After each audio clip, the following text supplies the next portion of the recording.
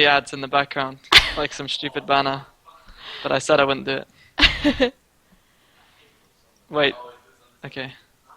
Hold on. So I've proxied my Skype, but I don't know. I don't want random people adding me, so Yeah, that's why I was kind of like, eh. it should be fine. Even if they do on proxy for now. For now. Yep. How long is this gonna take, by the way? It shouldn't how many take questions do you have? too long. Only a few. Like a couple. Okay, so good. Okay. I just have to make sure that it's streaming properly real quick. Okay, it's fine by me.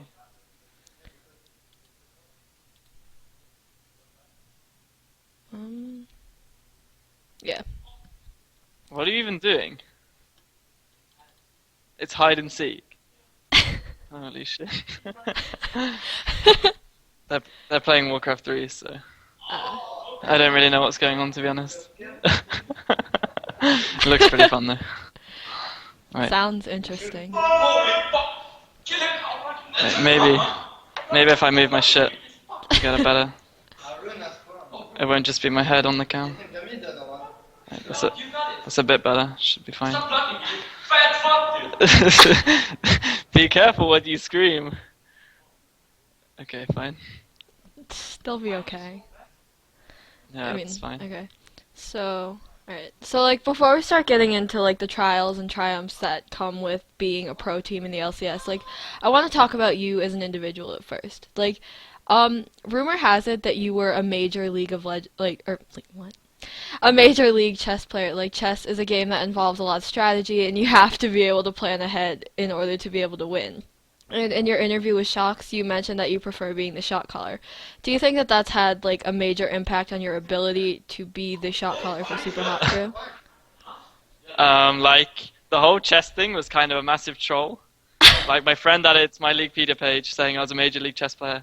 But, like, I play a bit of chess, but I'm by no means an expert. I see. So, yeah, like, people see that and they're like, oh, he plays chess. He must be kind of smart. So I just kind of went along with it. But, yeah, like, the whole shot calling thing. It's easy to shot call provided you have the engage, so if you know how the game...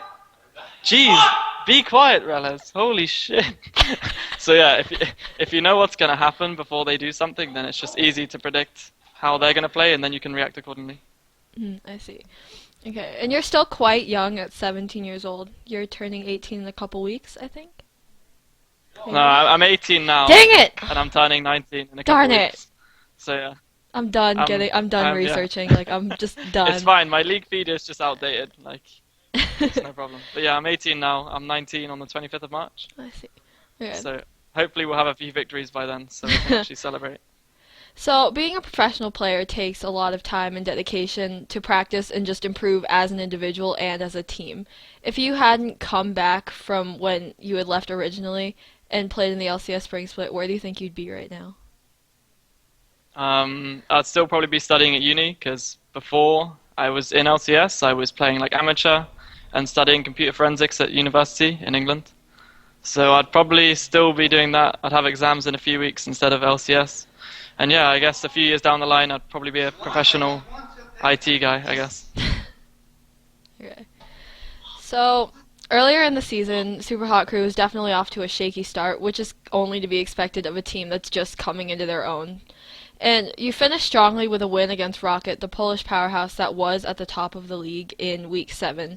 You were in the middle of a three-way tie for 4th place. And to be, like, kind of blunt, without sounding, like, rude, you kind of were, like, with the exception of Mimir, you guys were kind of a team of nobodies that no one's really ever heard of when you stormed onto the LCS scene. Along with all of your different successes, you recently got partnered with Team Acer. What's your personal opinion on why you guys started doing well? Like, we kind of came into the LCS on a stroke of luck. Like, the whole NIP or Lemon Dogs thing not signing papers, and then we got the chance to play versus MYM. Like, of course, we'd come in pretty bad. Like, we weren't even really a team. We were more of just 5 players coming together for a good chance. Mima, shut up! And then, like, now we're just all friends, and we're messing around, but still trying to take things seriously in terms of the game. So we had a lot of success playing the meta that we enjoyed, like, an engaged kind of bot-centric game, because Rallies and Mixer were always winning their lane, and I could kind of work around that. But now we've gotten to the stage where teams have figured out how we play, and they're actually being smart and trying to nullify our bot lane, hence nullify me. So yeah, we're changing a few things up. We've practiced again today. And yeah, hopefully we'll come in strong next week. But only time will tell. Okay. Back to the interview with Shocks, you said that you were kind of hesitated to come back after losing in a 2-3 match set against SK Gaming. And you said that it wasn't really fun to lose on a main stage like that, which I imagine like playing on a main stage in general is incredibly nerve-wracking because you've got all these people just watching you and kind of going like, oh, like I could have done that better or whatever when they probably really couldn't. But was it fear of like losing that made you like hesitant to come back, or was it something else? I'm not really afraid of losing. I don't know. Can you still hear me okay? Yeah. Or is everyone too loud? They're fine. Okay, good. If you can still hear me, yeah. Well, I wasn't really scared of losing, but I don't know, like when there's so much on the line, like there was multiple people on my team who really cared. They had, like this was going to be their career and this was their one chance of getting it. But like I was still in uni, so I kind of already had plans made. So if I did lose, it wasn't the end of the world for me. But for some of the other people, there was a lot more on the line for them. And then when we lost, like it was kind of my fault. Like I was up there in whose fault it was. And it's bad. It's bad being the reason you lose. Like, it's no fun. So, yeah, like, I felt sorry for the people around me who I really wanted to win on my team. But for me personally, like, I don't know, it wasn't that big of a deal for myself. Yeah. I see. And you also said that, if it was like it was before, you didn't want, like, you would leave again. What was it like before that made it? I don't know, like, the AD carry before, Haydal, didn't really like me. So the atmosphere wasn't very good, and I don't blame him. Like, when we lost, he was really mad, and because, like I said, he really wanted it. Like, he tried so hard.